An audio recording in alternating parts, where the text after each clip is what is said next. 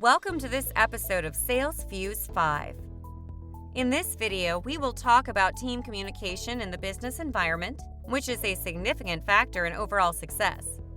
Human behavior is unpredictable, and that kind of unpredictability can harm a business. Of course, only some things will be perfect all the time, but we need to make sure that the team can effectively communicate because they can build a strong core. Communication happens in various ways and is so much more than just words. Body language is a huge part of communication, including facial expressions. That is interesting, and maybe we'll talk about body language towards customers in a future lesson. But for now, let's stick to communication within a team.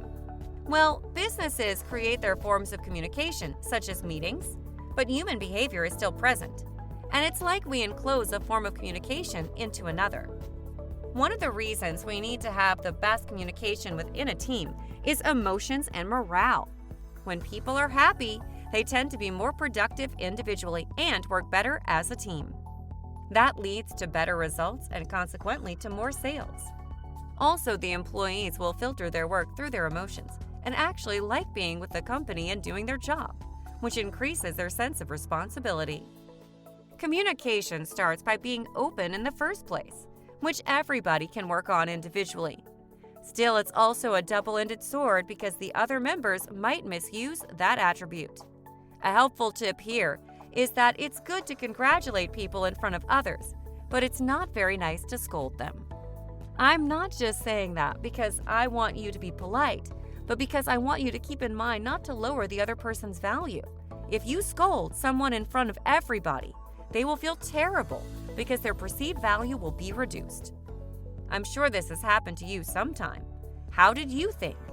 Talk to your colleagues when you get alone with them, which will be a very clever move in the long run.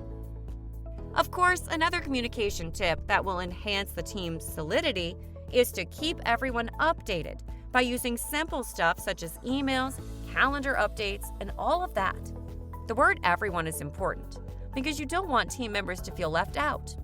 I'm sure you'll like some of them less than others, but keep the whole team updated.